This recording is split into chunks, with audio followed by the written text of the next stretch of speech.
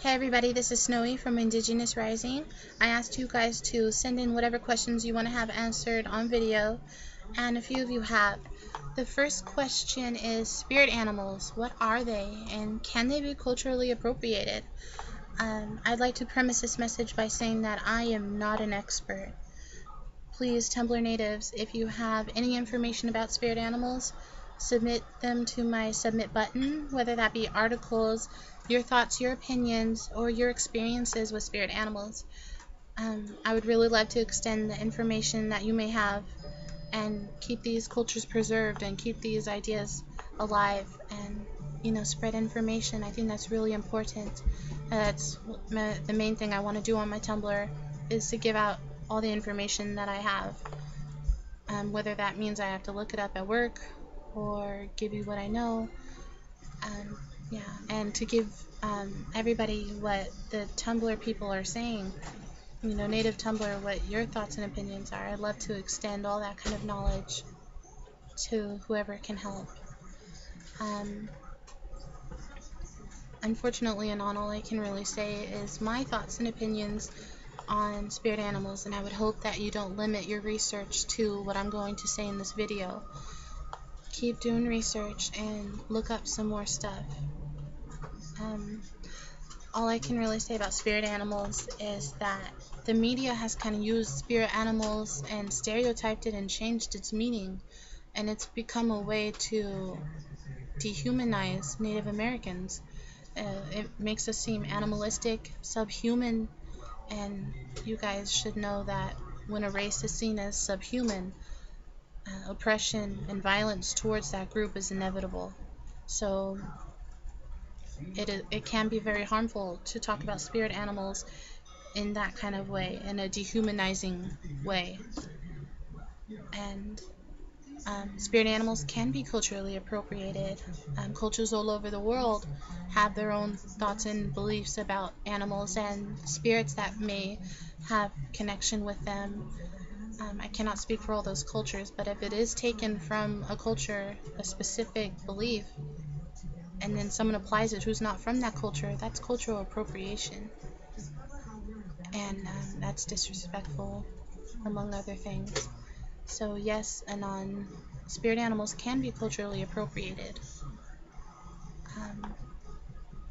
As to what spirit animals are, all I can tell you is what I know, and that is that animals have personality traits, specific character, and that in my culture and a lot of native cultures, stories are passed down from elder to child, elder to adult to child, and so on and so forth. And those stories have animals in them. Some of those stories are about animals. And for example, in my culture, Coyote, he's a trickster. He's sly, he's cunning, and he'll trick you. So if someone named you Coyote, it could mean that you're a tricky person. And of course that can change from culture to culture. It's definitely not what everybody believes about coyotes. But it's just an example that I wanted to share with you. It doesn't mean that the person is a coyote, or that the person is subhuman, or he's an animal, and it doesn't mean he has an animal inside him. It just means that he has a characteristic that resembles that animal, that represents for that animal. And an animal can have more than one characteristic. It's not to say that bears represent love, and that's it. It could be multiple things and have a deeper, further meaning than just love. A lot of native languages have different ways of expression that can't be translated into English. And so it's harder to just say, oh, it can only represent being a trickster, it can only represent love. It's very difficult to say that. My experiences with animal spirits is I was named Snowy Owl when I was 7, and that happened. The woman who named me, she's an elder. She named me that after an incident that happened.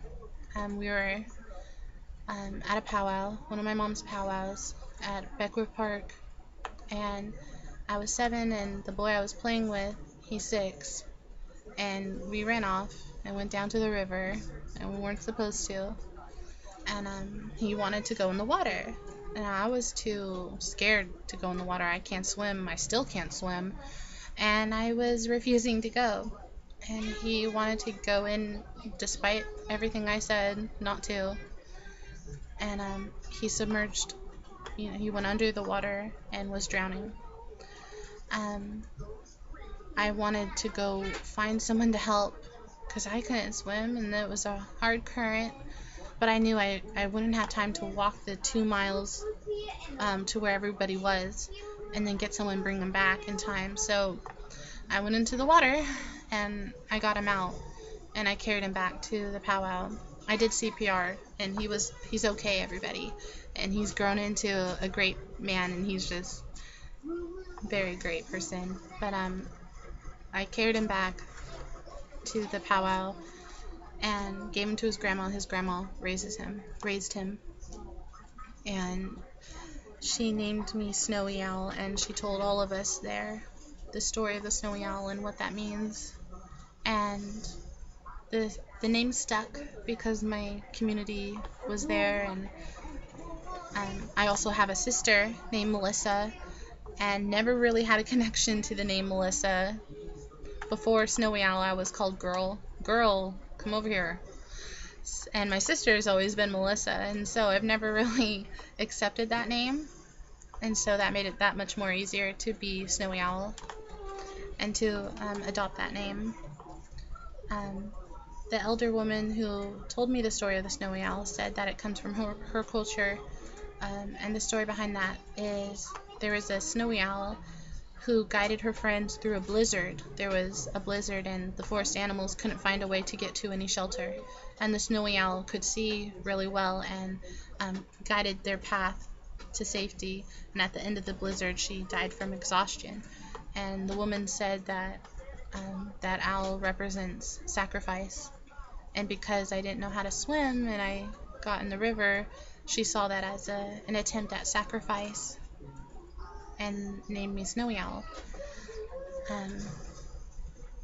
And that's what I think spirit animals are, is when you exhibit a characteristic from that animal. The next question was, can women drum? And I'm guessing, Anon, that you mean, can Native women drum? Because obviously there are women drummers all over the world, so I think you mean specifically Native women. And to that I'll answer, different cultures have their own belief. It's a culture-to-culture thing, and even individual level, people can disagree and have different opinions on that. I believe women should drum. I believe everybody should drum. And I have experiences with this. I've been drumming since I could sit. I grew up around the drum, and I've been in 2 women drum groups, and that means it was all women drum. And we traveled all over California, Nevada, and in the nearby reservations, semi-nearby, and performed all over the place. And we actually got yelled at in some places by some people, and I would definitely say the majority of people, received us well, but there were Native men who were offended and said it wasn't traditional. What are you doing? You guys aren't real natives, and if you're gonna drum, it's disrespectful.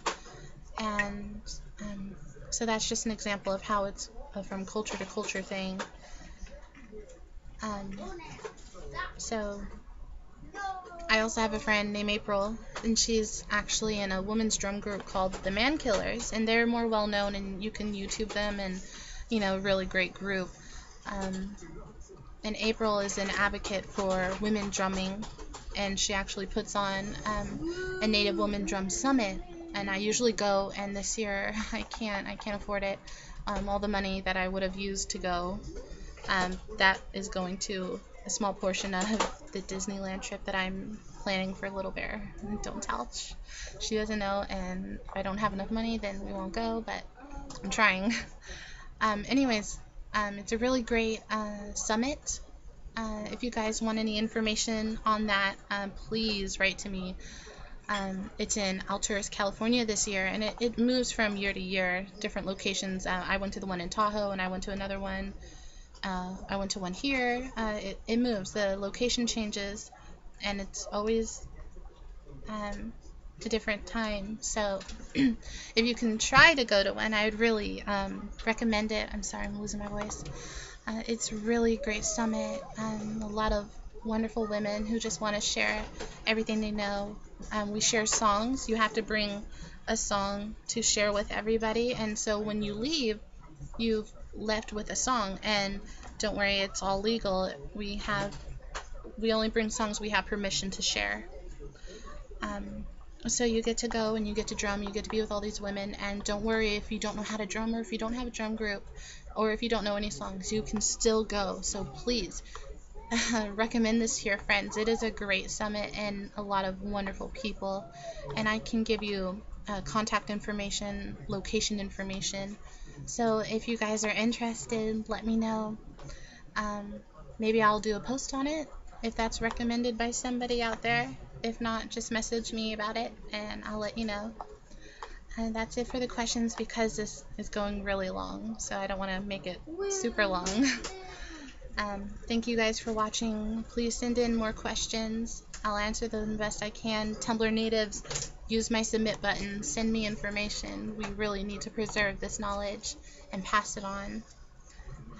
So yeah, thank you guys for watching. Keep participating, and I'll see you next video.